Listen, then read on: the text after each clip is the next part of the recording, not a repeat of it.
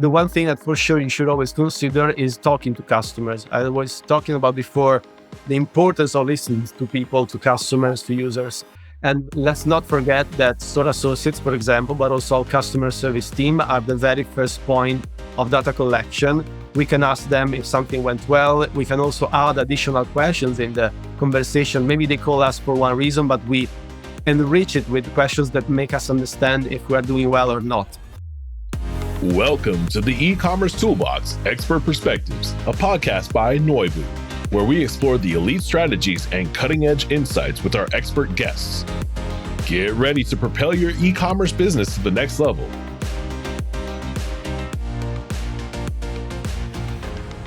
Welcome to another episode of the E-Commerce Toolbox, Expert's Perspective. Joining us today, we have Lorenzo Riberto, all the way over from beautiful Milan. Welcome, Lorenzo.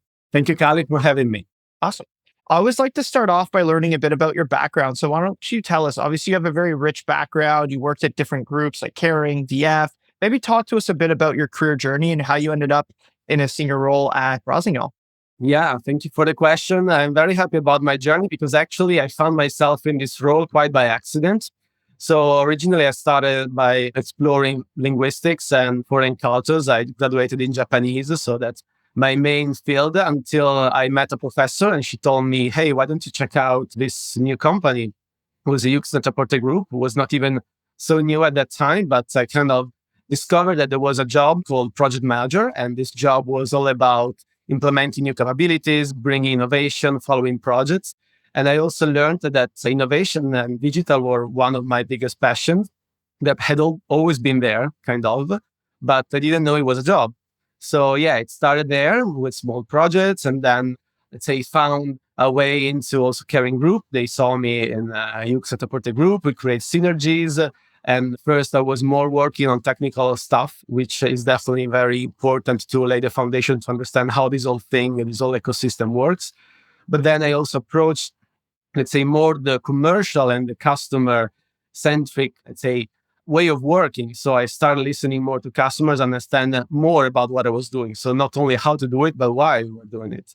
And then we started talking about Omnichannel. It was around 2015, 16. And the idea of connecting online and offline worlds. So not as two separated worlds, but really just one single experience, which was also what customers wanted. And yeah, I went a little bit for actually 6 years into VF. I worked with Timberland and Vans, North Face, very nice brands. And at some point, I also had the chance to join a product group, but that was a small parenthesis. I actually decided to transition to Rossignol Group, which is where I work today. And it's actually a very nice experience because I really had the chance to see 360 every type of interaction that our customers have with us. And definitely the voice of customer and trying to find the best experiences, making life easy for everyone is what makes my job very engaging every day. Amazing. And what's really interesting is I already heard you say omnichannel in there. Maybe do we want to back things up and maybe talk to us a bit about what is omnichannel? Obviously, you've been in it for a while. I've been hearing it more and more over the last couple of years. So maybe talk to us a bit like what is actually omnichannel? What does it mean? Yeah, I think it's been a buzzword for a long time now, meaning that the first time I heard it talking about omnichannel, I think most people were just thinking about being consistent in the way we were communicating to customers in online, offline, digital advertising, but also physical advertising. If I have to frame omnichannel as I see it, it's really a way to provide customers with what they need, when they need it, and where they need it. So is really a way of creating a strategy that listens to customers in the most appropriate ways. Not, let's say, the strategy maybe we had before where companies and brands knew what they wanted to give to customers. Now we need to be more humble within brands and understand what customers actually want from us and create the type of consistency, the type of service that can really give the best possible experience and ultimately close the sale whenever they want to make a purchase. What's the difference between a normal omnichannel strategy and a truly integrated omnichannel strategy? And what are some of the kind of key differentiators where you've seen it done maybe not so well and in other places where you've seen it done really well? So I think that the moment you start to be omnichannel or you want to start, you realize that you're missing a lot of tools and a lot of processes. So at the beginning, you may say, I want to be there for my customer. And there is a lot of human manual activities. For example, if you want, just recovering a little bit what I was saying before, but if I'm in a store, I don't have a product in the store, the customers want to buy it and I have it somewhere else in my warehouses, I can always make a phone call, try to locate that product and ultimately be able to serve the customers and close the sale there. However, you need to get also systems and processes to support this because not always the employees have the time to do it and not always they have even the skill set to do it. So I would say that from the moment you start being omnichannel until where you are really integrated and you can call yourself an omnichannel brand, you get a lot of investments in terms of softwares. And you also need to break down a little bit those legacy processes that have been there for 5, 10, 20 years. Learn how to manage these new, say, needs, requirements from the customers. And ultimately, you will see them responding to that. So the element that tells you you are omnichannel is that you see customer satisfaction significantly rising. And you also reduce the complaints by coming from the fact that maybe a customer service team or a store or an e-commerce website are not able to satisfy the customer, even if they are the same brand. So there is this perceived disconnection among the channels that customers have been complaining about and brands can no longer ignore. Curious, does building an integrated omni-channel strategy become harder if you do a lot of your business through wholesale distributors? Meaning, like, for example, carrying Gucci, and I guess Gucci probably does some sort of like not reselling, but selling through like Nordstrom and stuff, but it's probably much less than having a direct store. Whereas like a Rossignol comes to mind, especially where I live, there's no Rossignol stores, not that I know of at least, and everything's done through distribution channels. So maybe talk to us a bit about how that's different if you have a heavy infrastructure of direct to consumer versus through distribution. Yeah, it's a very good point because as a matter of fact, going on channel is something you can control in the channels that you actually manage directly. Whenever you put in the wholesale variable, it becomes very messy. Not only because with each wholesaler you have different agreements, but also because they have their own way of selling. Their point of sale sometimes is maybe not branded enough. It's not even meant to bring that type of brand awareness, brand messaging, brand image. Sometimes they are selling just a portion of your catalog. Sometimes they are selling by focusing on specific features of the product that are relevant for the segment of customers they serve. So it's really difficult to go omnichannel there. But what you should be doing as a brand is anyway to try to find wholesalers that can reflect as much as possible your brand values and ultimately make agreements that should, as much as possible, not harm your brand. Because although wholesale is not a direct, let's say, competitor, at the end of the day, different pricing policies, different treatment also the customer, different way of telling the product, telling the story about the product could affect the brand awareness in the long run and also your direct sales. So you need to be careful about that. Yeah, it makes sense. And also at the same time, your competitors are also likely selling through the same distribution channels. So how do you entice and it starts to become super removed? So it makes a lot of sense. Could impact margins, have channel conflict, things like that. How do you know if your strategy is going well? Like, what are some of the KPIs that you've seen employed in the past? So the struggle with omnichannel measurements is that it's really about creating a proper tracking system that can check if your customers interacting with your different, say, channels are actually then responding positively in another one. So I can mention, for example, a couple of initiatives that will give us the feeling about that and some others that are impossible to measure in a way. If you think, for example, in a store, you are trying to say close a sale, but that's the specific size of the product is not available, and you manage to close a sale by fetching that item from for the e-commerce warehouse, that's easy to measure. So you need to have a way of flag that say as an omnichannel sale and you're done. But also, for example, if you give a promo code to an online customer into a newsletter, and you tell them you can use this promo code in the store, you will be able to measure how many sales have been done by using that promo code. So this is as well easy to do. But for example, if you promote something in a store, I don't know, if customers see something that is very well done in a store and then they buy online, it's not necessarily always easy to track how if that was effective. There are ways of checking like footfall, connecting in a way customers through channels, but that require a much more evolved infrastructure. So What I always say is that the best way is to try to collect customer data, their email, their opt-in for marketing analysis as much as possible. Because the moment that they give you their email, you can start a little bit connecting the dots, see what they did in one channel and on the other one, if they are also willing to be targeted, to be kind of marketed with additional campaigns, additional actions that makes it even more effective. But there is not one unique, efficient way to manage all the omnichannel interactions. The one thing that for sure you should always consider is talking to customers. I was talking about before the importance of listening to people, to customers, to users. And let's not forget that store associates, for example, but also our customer service team are the very first point of data collection. We can ask them if something went well. We can also add additional questions in the conversation. Maybe they call us for one reason, but we enrich it with questions that make us understand if we're doing well or not. Taking a bit of a turn here, and one of the early things that you'd mentioned is to really employ a true omni-channel strategy. You likely need a bit of digital transformation, especially in retail, because as you know, obviously, if you look at retail over the last 100 years, the percentage of revenue done in store has gone from 100% to probably around, depends on the type of business, 50%, or in some cases even below. So digital transformation is really, really important because the largest store has effectively become a digital asset versus a physical asset. So building out that infrastructure is just a completely different skill set. Maybe talk to us a bit about what is digital transformation. Obviously, some businesses have been better than others in it.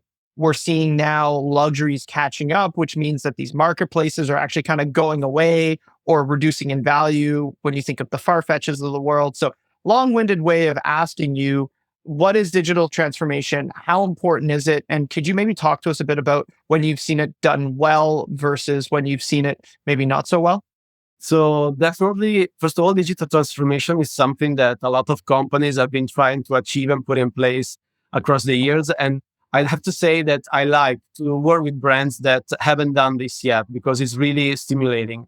The way digital transformation works is that you first identify, again, what are the key needs that your customers and your employees as well need, because digital transformation is not just meant to sell more to customers, to sell better to customers, but also is a way for us to be more efficient, to cut costs on something and try to, let's say, put in place human activities through the same capacity that before was reallocated to time-consuming manual activities.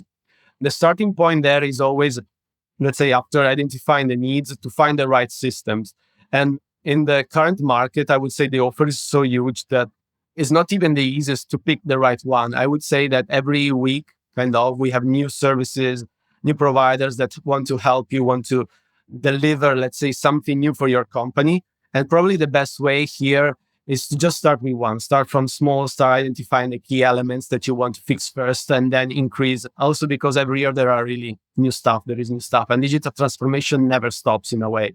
If you think about the introduction of AI, that's, again, another digital transformation. Some companies instead may be at the level of digital transformation when they don't even have a CRM, so a customer relationship manager tool that can even collect the customer data. So digital transformation may represent something different for every company. That's why I said, let's start from the immediate needs that the company has and identify the key tools to put in place first.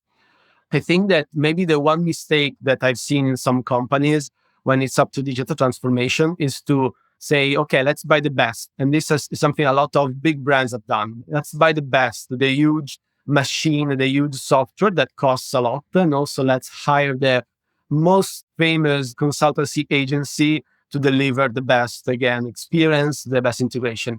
That not only is very heavy, costs a lot and takes a lot of time to perform, but ultimately the time you finish the integration that you initially planned, you are already obsolete.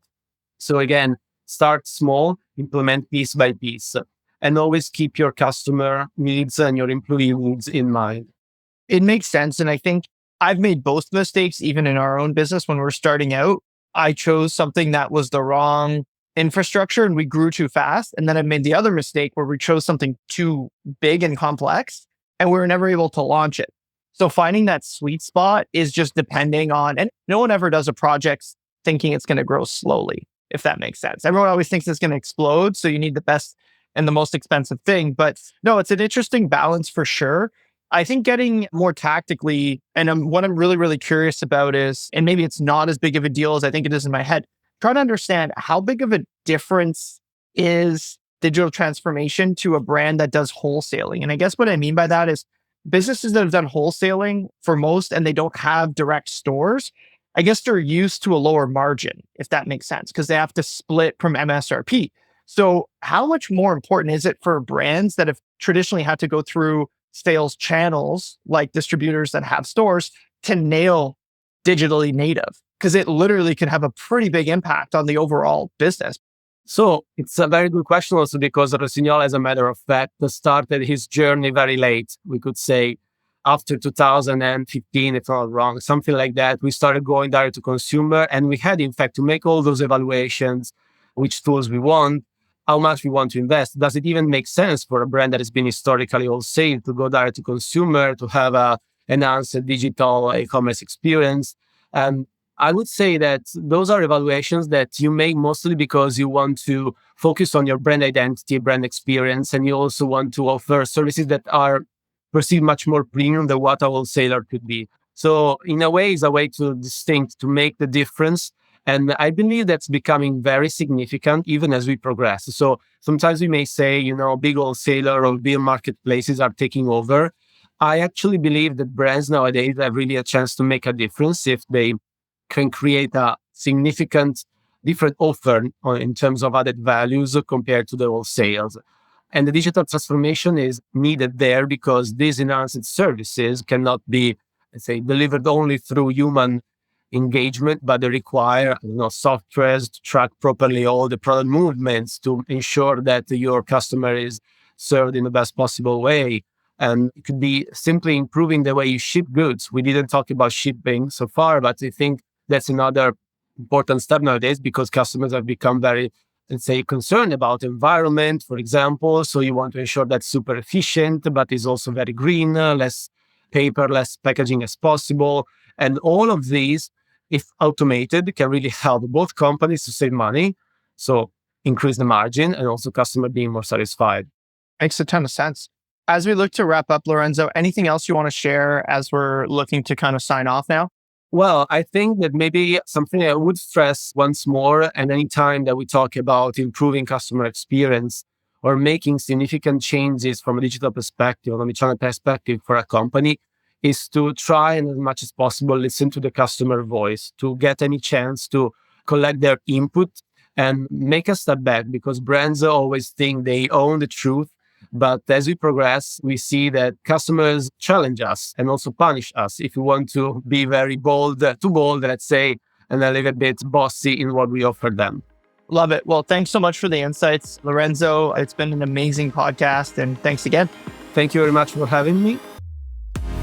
The E-commerce Toolbox Expert Perspectives is brought to you by Noibu.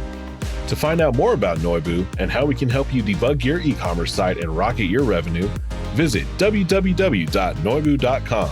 That's Noibu.com. And then make sure to search for the E-commerce Toolbox Expert Perspectives on Apple Podcasts, Spotify, Google Podcasts, or anywhere else podcasts are found, and click subscribe so you don't miss out on any future episodes. On behalf of the team here at Noibu, thanks for listening.